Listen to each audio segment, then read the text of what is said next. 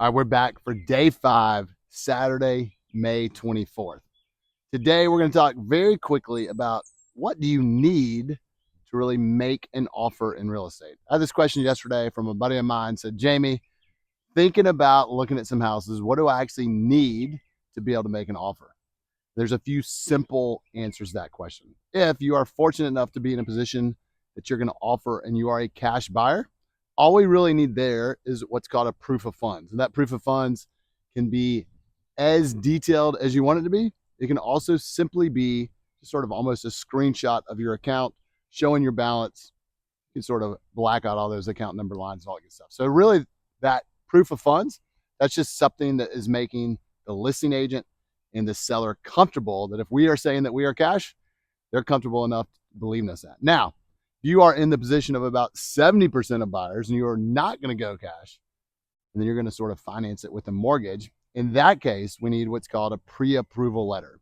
And what that means that you, the buyer, you've talked to a lender, a bank, they've asked you some questions, they may have even run some credit, talked through some sort of income dynamics, sort of seeing what your debt is, and they will then issue you what's called a pre-approval letter. And that pre-approval letter usually is going to say, hey, Jamie Church is pre-approved up to X amount of dollars, $350,000, you fill in the blank.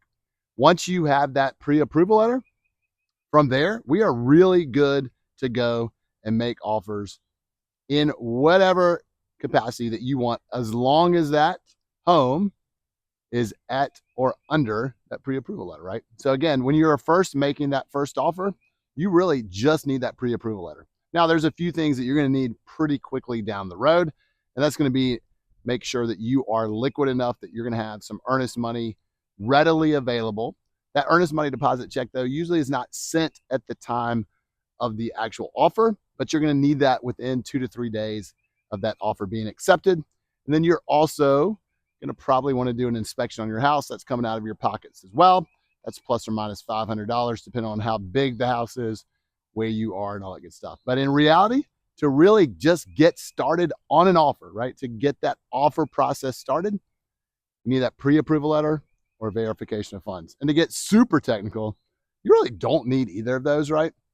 But in today's market, no seller or listing agent is really going to take you seriously if you send an offer without verification or without a pre-approval letter. But technically, you don't need that. So, but if you are doing it correctly, I say correctly, but if you want to have the best shot at getting it home, make sure that you have that pre-approval letter. And obviously, we'll get through this over the next few weeks. But what that means is really step number 1 is to talk to people. That is, talk to a trusted real estate agent.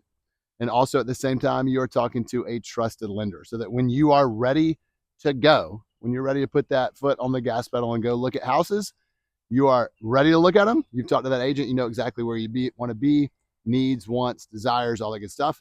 And then you are at the same time talk to that lender, and you are ready to offer if you find that awesome house. That's day 5. We'll see what we got tomorrow. Adios.